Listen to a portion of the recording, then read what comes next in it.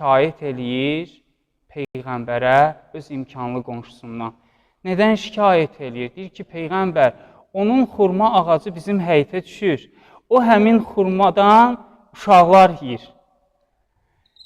Nəinki o ağacdan dərilən xurmanı, hətta uşaqların ağzında olan xurmanı da ağzından çıxartır.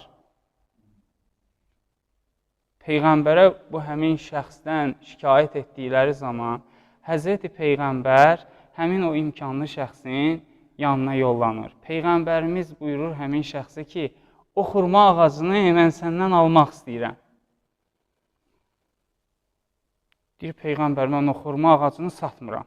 Peyğəmbər buyurur ki, o xurma ağacının müqabilində mən sənə söz verirəm ki, sənə cənnətdə, behişdə bir xurma ağacı verəcəm.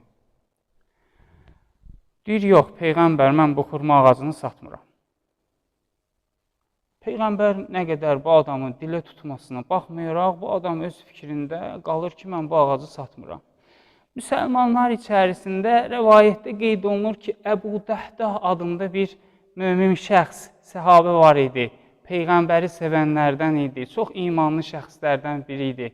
Eşidir bu əhvalatı, deyir, Peyğəmbər, o xurma ağacını mən alsam, o həmin behişdə olan xurma ağacı mənə də aiddir, ya yox? Peyğəmbərimiz buyurur ki, bəli.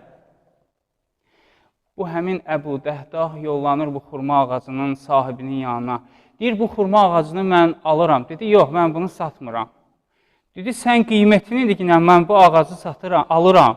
Dedi, nə danışırsan, bu ağacı Peyğəmbər istəyib, mən satmamışam. Peyğəmbər bu ağacı behişdə bir dənə ağac deyib, mən bu ağacı satmamışam. Dedi, hər şeyin bir qiyməti var, sən bu ağacın qiymətini deyinə. Dedi, bu ağacın qiyməti 40 xurma ağacıdır. Bir xurma ağacının qiyməti 40 xurma ağacıdır. Dedi, axı sən çox deyirsən buna. Olmaz axı buna. Dedi, istəyirsən al, istəyirsən alma ki, mən bu ağacı bu qiymətə satıram. Bu həmin şəxs alır bu xurma ağacını. Alır və Peyğəmbərin yanına gəlir və Peyğəmbərə buyurur ki, ey Allahın Rəsulü, mən bu xurma ağacını aldım və bunu sizə bağışladım.